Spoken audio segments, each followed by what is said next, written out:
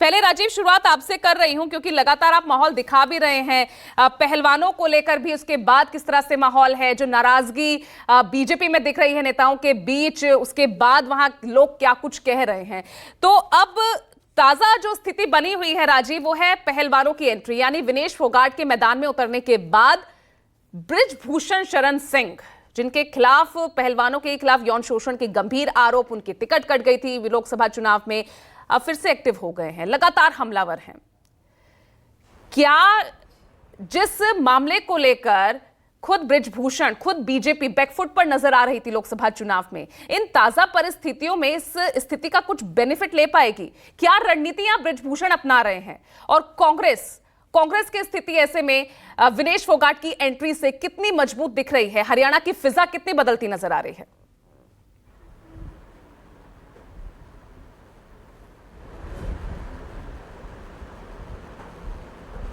देखिए, जहाँ तक बात पूजा विनेश फोगाट के कांग्रेस ज्वाइन करने की और बृजभूषण शरण सिंह के हमलावर होने की है, तो ये बहुत सामान्य सी बात है। बृजभूषण शरण सिंह को के ऊपर मुकदमा चल रहा है, अभी मामला अदालत में है और कोई विनेश फोगाट नहीं, 6 लड़कियों ने आरोप लगाए और अभी अदालत में उनका मुकदमा चल रहा है, गंभीर आरोप उनके ऊपर है और इन्हीं आरोपों के चलते बृजभूषण शरण सिंह का टिकट कटा, ये दुनिया को पता है। ये बात अलग है कि करण भूषण दमदार तरीके से उस चुनाव क्षेत्र से चुनाव जीते भी हैं, लेकिन अब जब विनेश फोगाट कांग्रेस में जाएंगी तो बृजभूषण शरण सिंह ये बात कहेंगे, ये बिल्कुल स्वाभाविक सी बात है।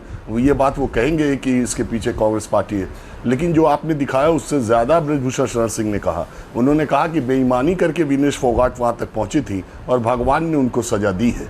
बात ये बड़ा, मुझे लगता है कि राजनीतिक बयान से ये बयान ज़्यादा बड़ा है और ये देश में खेलों की स्थिति पर सवालिया निशान खड़ा करता है। क्या भारत में कोई आदमी, यानी हिंदुस्तान में बेईमानी करके भी ओलंपिक्स में पार्टिसिपेट किया जा सकता है? ये कुश्ती फेडरेशन के पूर्व अध्यक्ष बृजभूषण शरण सिंह खुद कह रहे हैं। वो ये भी कह रहे हैं कि रेलवे के रेफरी ने उनको जिताया बेईमानी करके, तो इसका मतलब ये सब हिंदुस्तान के खेलों में ये चलता रहा। इसकी स्वीकारोक्ति खुद ही एक कुश्ती फेडरेशन के पूर्व अध्यक्ष, जिन्होंने 1 दशक से ज़्यादा तक राज किया, वो खुद ही ये बात कह रहे हैं। दूसरी बात, अगर ये बात सच भी है तो ये भी बात बड़ी हैरानी की बात मुझे लग रही है कि कोई खिलाड़ी अगर बेईमानी करके या चीटिंग करके पेरिस ओलंपिक जैसे खेल में पहुंचता है, तो क्या वो क्वार्टर फाइनल भी बेईमानी करके जीत सकता है? क्या वो सेमीफाइनल भी बेईमानी करके जीत सकता है?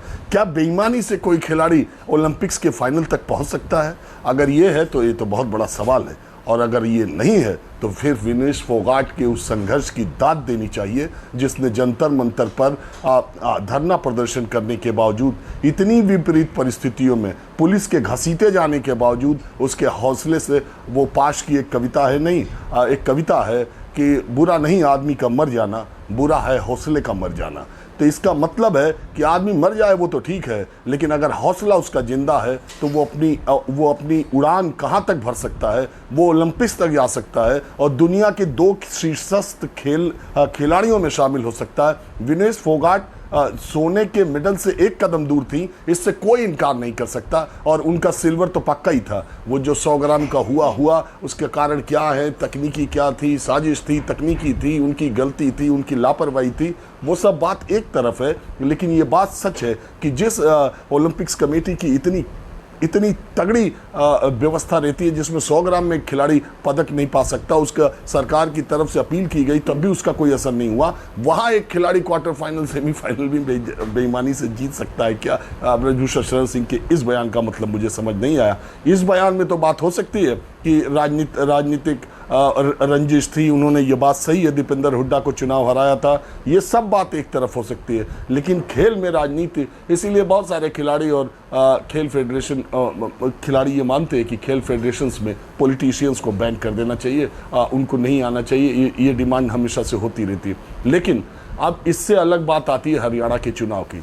देखिए, विनेश फोगाट और बजरंग पूनिया एंटी बीजेपी चेहरे तो 2 साल से बने हुए हैं। उनके आंदोलन के समय से ही वो एंटी बीजेपी, उनकी छाप है कि ये भारतीय जनता पार्टी के खिलाफ और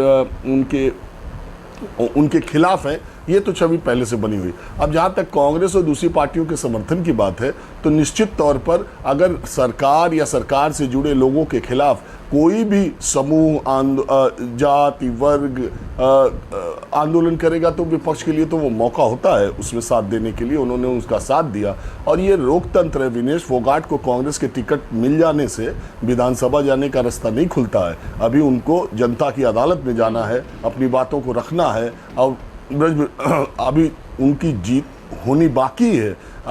टिकट मिल जाने से कोई विधानसभा में पहुंच जाएगा। बड़े बड़े शूरमाओं को टिकट मिला और धराशायी हो गए। यहाँ तो सिटिंग सीएम बागी कैंडिडेट से हिंदुस्तान में हार चुके हैं।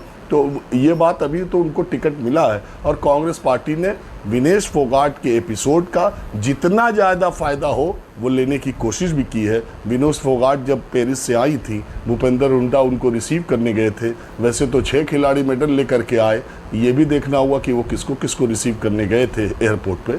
तो उन्होंने तो उसको भुनाने का काम किया है और वो उनको सूट करता है। तो ये काम तो सब पॉलिटिकल पार्टीज़ करती है। मुझे नहीं लगता ये तो मैं हमेशा कहता हूँ चुनाव और प्यार और जंग में ये नहीं देखा जाता कि सही क्या है गलत क्या है, अंत में जीता किसने यही देखा जाता है। हरियाणा की लड़ाई विनेश फोगाट के आने से दिलचस्प जरूर हुई है।